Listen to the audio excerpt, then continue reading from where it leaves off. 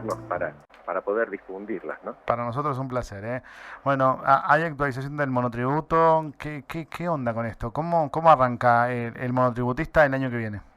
Bueno, el monotributo, como bien vos decías en la introducción, va a tener un incremento alrededor del 26% Sí. en promedio para las categorías.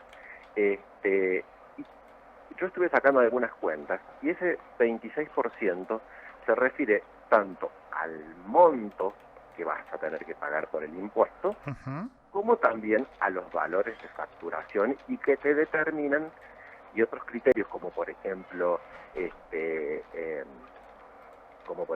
el tema de las ventas que realizás, digamos los ingresos brutos que tenés, y el precio máximo de venta para las cosas muebles o para la locación y prestación de servicios.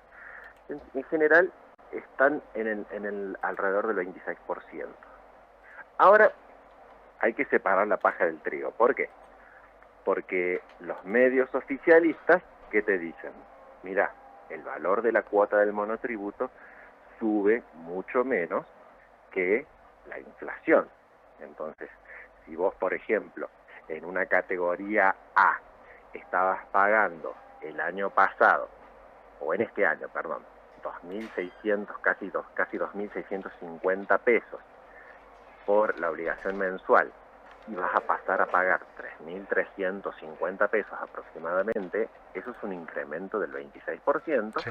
Por lo tanto, los medios oficialistas te dicen, mira, la inflación subió mucho más y vos estás pagando una cuota de monotributo más baja, Ujú. ¿sí? En relación con la inflación. Pero también el tope de facturación, por ejemplo, para esta categoría, va a pasar de 370.000 pesos que está ahora a 466.000 pesos el año que viene, a Sí. partir del 1 de enero. Esto también es un incremento del 26%, pero un incremento del 26% en la facturación lo que va a hacer es que una gran cantidad de contribuyentes se tenga que cambiar de categoría y pasar a una categoría más alta. Claro. Entonces, depende cómo muestres la información, es el análisis que podés hacer a favor o en contra. Exactamente. Entonces, ese es el tema. Sí, se van a pagar unas cuotas por cada categoría con un valor real mucho menor que la inflación, pero también las categorías van a tener un incremento en el monto máximo a facturar mucho menor que la inflación, por lo tanto es más factible de que la mayoría o muchos contribuyentes cambien de categoría y tengan que terminar pagando más Ujú. impuestos. Esto va a estar regido a partir del 1 de enero. Sí. ¿Sí? Entonces, a partir de allí, tuvimos varias idas y vueltas en el monotributo durante el 2021. ¿Te acordás que a mitad de año Sí. hicieron una recategorización y de retroactiva, Sí. Había que, mucha gente molesta. que después tuvieron que dar marcha atrás? Bueno, te comento, desde Finanzas San Luis todos los años hacemos un informe anual, digamos, con la mirada de diferentes especialistas de San Luis, ¿no?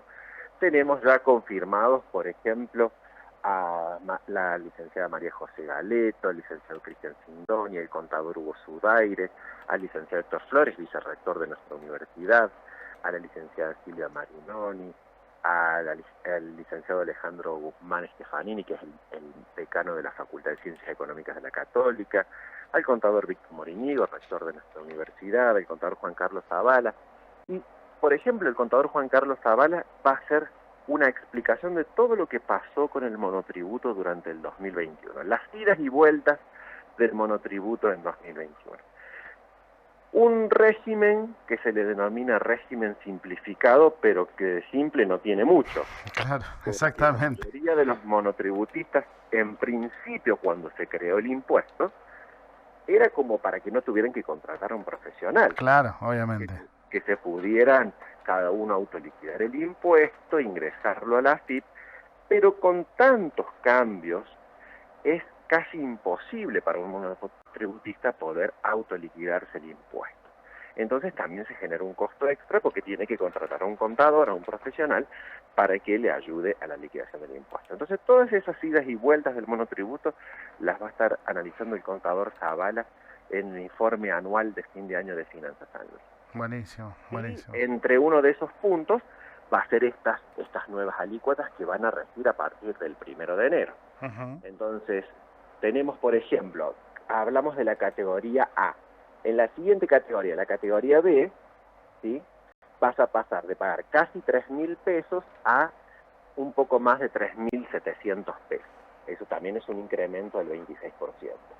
Y el monto máximo para permanecer en la escala va a pasar de 550.000 pesos a 693.000 pesos. Eso significa que como máximo por mes podés facturar 57.750 en esa categoría. Claro. ¿Sí? Si vos facturaste ya 60.000 pesos, pasás a la categoría C, a la categoría siguiente. ¿Sí? Con lo fácil, además, que hoy en cualquier cosa es facturar ese monto, ¿no? Exacto, exacto. Y en las categorías más altas, ¿sí?, por ejemplo, la categoría H va a pasar de pagar 16.150 pesos a cuando actualmente paga 12.700. Sí. ¿Sí? Y el tope de facturación es 3.250.000 y un poquito más.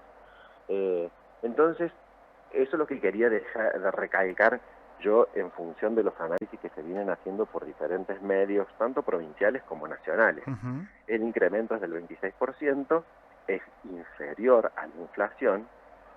En la cuota del monotributo eso beneficia porque la cuota no aumenta tanto. Sí. Pero en los montos máximos de facturación para determinar las categorías, eso te perjudica porque seguramente si vos seguiste vendiendo la misma cantidad de bienes o de servicios que el año pasado, o que este año, digamos, si vas a seguir vendiendo la misma cantidad, vas a cambiar de categoría y vas a terminar pagando mayor impuesto, ¿no? Bueno, con esto ya nos despedimos y le damos un poquito de vacaciones a la gente por unos días nomás a las cuestiones económicas, porque los temas siguen y siempre, ¿no? Siguen. Por ejemplo, hoy estaba convocado en el Senado para tratar el tema de bienes Sí, personales. sí, obviamente. Y también se está hablando últimamente de que para morirte también vas a tener que pagar impuestos. El impuesto a la herencia. No nos deja ni en paz ni a un muerto. Tenemos que seguir pagando impuestos después de muerto. Se está hablando mucho del impuesto a la herencia, está sonando mucho por los medios nacionales, todavía no se está discutiendo parlamentariamente, pero es algo que viene sonando. El Estado necesita muchos recursos. Eso es algo que va a hablar en el informe de fin de año también el licenciado Magíster Guzmán Stefanini, el decano de la Universidad Católica de Cuyo, de que el problema no es tanto de ingresos, el problema es de gasto. Claro. El Estado está gastando mucho, le está faltando dinero, endeudarse lo está haciendo lentamente. La política, digamos, ahora con los acuerdos con el Fondo Monetario Internacional, que todavía no se vislumbra una solución al tema, vamos a ver cómo va a poder seguir siendo la política de endeudamiento de nuestro país. Si llegamos a un acuerdo con el fondo o no, eso va a determinar si vamos a poder tener acceso a los mercados de crédito internacional. El tema de la emisión monetaria es otra fuente de recursos que nos está perjudicando fuertemente en la inflación, y bueno, y la presión tributaria que está creciendo a niveles bastante preocupantes, porque digamos los consumidores y también los empresarios ya no aguantan más, ¿no? Obviamente. Y además que es poca la gente que paga impuestos, ¿no? Hay mucha informalidad, eso también fomenta mucho la informalidad, entonces también hay muchas actividades en negro, y bueno, entonces también son menos los recursos, ¿no? Obviamente. Sí, además cuando, digamos, si vos pagaras impuestos y realmente vieras los progresos o la devolución a través del Estado, pero no lo ves, ¿no? Y lo que sucede es que gran parte del presupuesto va al tema de la ayuda social. Sí. Entonces, son transferencias a otros privados, ¿no? Exactamente. Porque es una transferencia del Estado a otro sector privado, una política redistributiva. Lo que hace falta es una fuerte política para incentivar el crecimiento, para incentivar el empleo en blanco, Y ahí el Estado va a tener más para recaudar también, digamos. Si hay más actividades en blanco, si hay mayor desarrollo económico, el Estado va a tener una fuente de recursos importante, pero no va la política económica en ese sentido.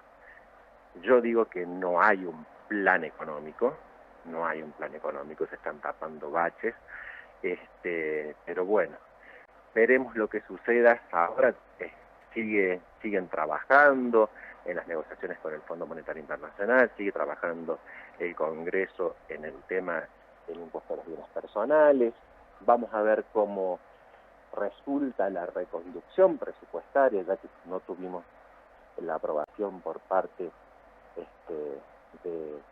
del Congreso del presupuesto 2022, y ahora el Poder Ejecutivo Nacional va a tener que reconducir el presupuesto 2021, haciendo los ajustes pertinentes para poder adecuarlo a las necesidades y a la realidad del 2022.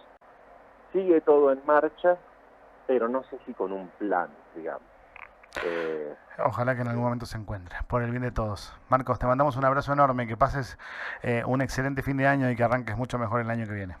Hernán, un abrazo grande a todo el equipo, son siempre muy generosos, muy cordiales, empezando por el querido amigo Juan Baldeón, sí, y todo el equipo de la locomotora que están siempre con nosotros junto a Finanzas San Luis. Un gran abrazo para todos y que tengan muy feliz año nuevo. Igualmente, hasta luego.